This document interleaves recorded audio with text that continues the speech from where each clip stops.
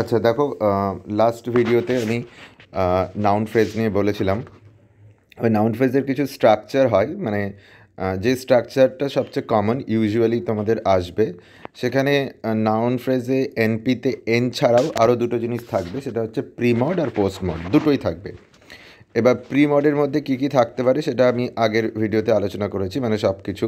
হ্যাঁ, ক্লাসিফায়ার, তারপর থেকে শুরু করে cardinal, ordinal, adjective phrase, determiner, এগুলো আলোচনা হয়েছে। এবার পোস্ট মডিফায়ারের 5টা টাইপ হতে পারে, মানে পোস্ট মডিফায়ার 5 টাইপের হতে পারে। মানে একটা নাউন আছে এবং তারপরে ডান দিকে পোস্ট মডিফায়ার পার্টে 5টা টাইপের জিনিস থাকতে পারে। ফার্স্ট হচ্ছে প্রিপোজিশনাল ফ্রেজ, যেটাকে আমরা পিপি বলি, প্রিপোজিশনাল ফ্রেজ। এটাকে আইডেন্টিফাই কী করে করবে, যে যদি কোথাও ইন, অ্যাট এইরকম শব্দ থাকে, হ্যাঁ, বা যেমন ধরো দ্য কিং অফ ইংল্যান্ড, তাহলে অফ একটা প্রিপোজিশন, তাহলে এইটা প্রিপোজিশনাল ফ্রেজ, অফ ইংল্যান্ডটা প্রিপোজিশনাল ফ্রেজ হচ্ছে। হ্যাঁ, সেখানে কিংটা নাউন হচ্ছে এবং দাটা অবভিয়াসলি একটা প্রিমড সেকশনে আসছে, ডিটারমিনার আর্টিকেল হচ্ছে। তো প্রিপোজিশনাল ফ্রেজ একটা টাইপ হতে পারে।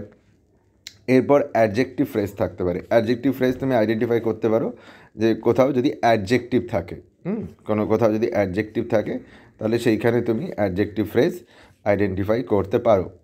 এবার এখানে একটা খুব ইন্টারেস্টিং জিনিস বোঝার দরকার রয়েছে, সেটা হচ্ছে অ্যাডজেক্টিভ ফ্রেজ এরপরে আসছে দেখো নন ফাইনাইট ক্লজ।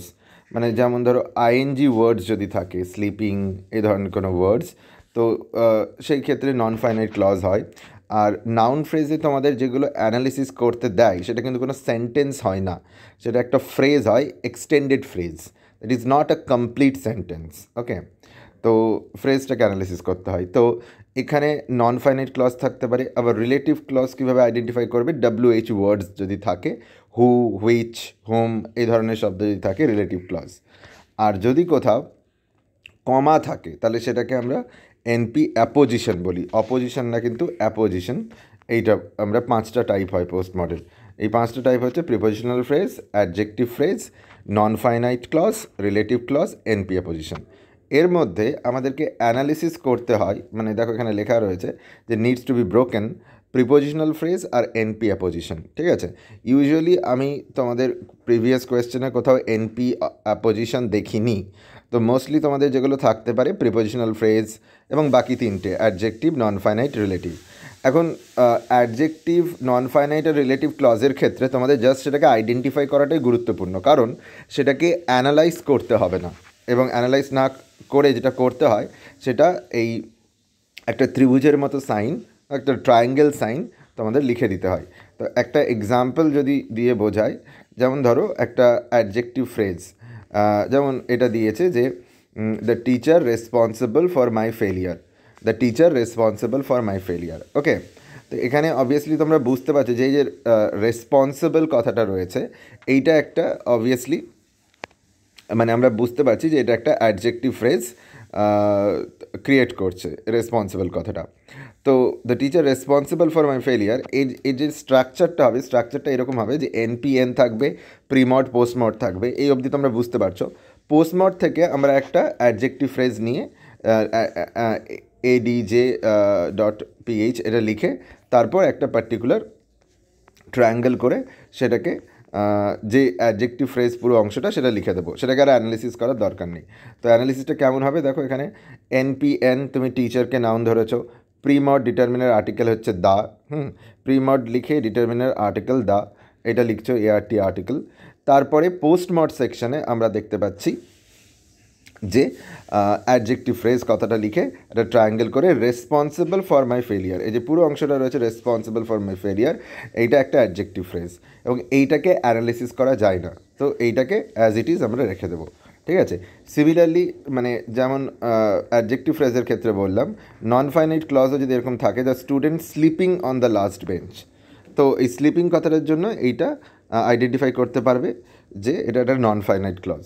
তো এটারও স্ট্রাকচার এইরকমই হবে যে এনপিএন, বাঁদিকে প্রিমড, ডান দিকে পোস্টমড, নন ফাইনাইট ক্লজ লিখে তারপর পুরো নন ফাইনাইট ক্লজটাকে আমাদেরকে অ্যানালিসিস ছাড়াই ট্রায়াঙ্গেলটা ড্র করে তার নিচে লিখে দিতে হবে যে sleeping on the last bench.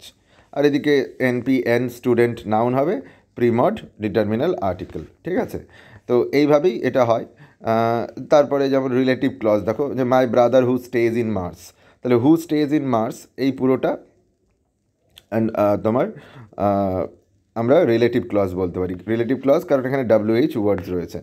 আর এইখানে যেহেতু মাই ব্রাদার রয়েছে, তো এখানে যেহেতু দার নেই, তাহলে প্রিমড ডিটারমিনার আর্টিকেল হবে না, লিখতে হবে পজিটিভ। পজিটিভ কথাটা লিখে মাই কথাটা লিখতে হবে।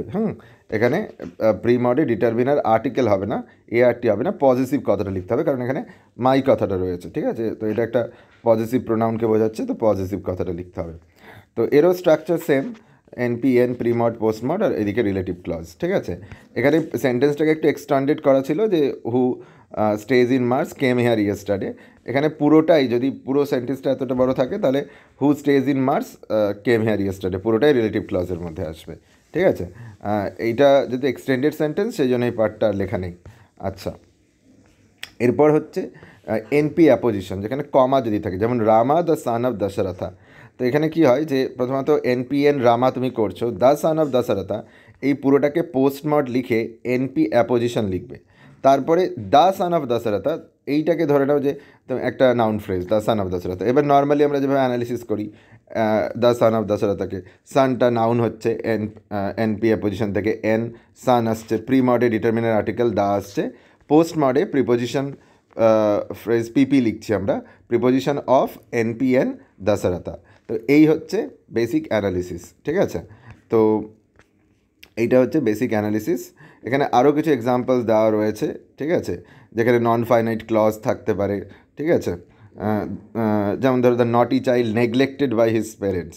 নেগলেক্টেড কথাটা এখানে, এই যে ভার্বটা রয়েছে এইটা নন ফাইনাইট ক্লজ কে ডিনোট করছে, মানে সেন্টেন্সটা কমপ্লিট নয়, মানে ফাইনাইট সেন্স নেই এখানে। ঠিক আছে, আর যেমন ধর দ্য নটি চলে আসছে, তাহলে নটিটা একটা অ্যাডজেক্টিভ, তাহলে প্রিমডের মধ্যেও অ্যাডজেক্টিভ ফ্রেজ আসতে পারবে, অ্যাডজেক্টিভ ফ্রেজ, অ্যাডজেক্টিভ নটি, আর ডিটারমিনার আর্টিকেল দা, আর চাইল্ডটা এখানে নাউন। সবথেকে ইম্পর্টেন্ট ব্যাপার হচ্ছে যে যখনই আমরা কোনো নাউন ফ্রেজের অ্যানালিসিস করছি, সেক্ষেত্রে আমাদেরকে যেটা বুঝতে হবে যে নাউনটা কোনটা, এইটা আইডেন্টিফাই করতে হবে। অ্যাম্বিগুয়াস সেন্টেন্স তোমাদের মানে নাউন ফ্রেজে আসবে না, IC অ্যানালিসিসে আসবে, সেটা আলাদাভাবে। একটা অ্যাম্বিগুয়াস সেন্টেন্স এইরকম একটা মানে স্টেটমেন্ট রয়েছে, the corner of the street looking dark, এবং এখানে দুটো ব্যাপার, corner of the street looking dark মানে হচ্ছে যে the in this structure corner looks dark, কর্নারটা ডার্ক, আর একটা হচ্ছে the in this structure the street looks dark. হ্যাঁ, মানে corner of the street looking dark. তাহলে একটা ক্ষেত্রে আমরা শুধু কর্নারকে হাইলাইট করছি, যে একটা অন্ধকার রাস্তার কর্নার, তো এই জন্য বলা হচ্ছে ফার্স্ট স্ট্রাকচারে যে in this structure corner looks dark, আর পরের স্ট্রাকচারে বলা হচ্ছে যে street looks dark, the corner of street looking dark. তো প্রথমটাতে কর্নারকে এমফাসাইজ করা হচ্ছে, আর পরেরটাতে তোমার স্ট্রিটকে এমফাসাইজ করা হচ্ছে, যদিও এইটা IC অ্যানালিসিস ডায়াগ্রামে করতে হবে, এই ডায়াগ্রামে নয়। ঠিক আছে, এখানে আরও যে এক্সাম্পলসগুলো দেওয়া রয়েছে সেগুলো দেখে নিতে পারো। আর পজিটিভের একটা আলাদাই আমার ভিডিও আছে, সেটা আমি শেয়ার করে দিচ্ছি।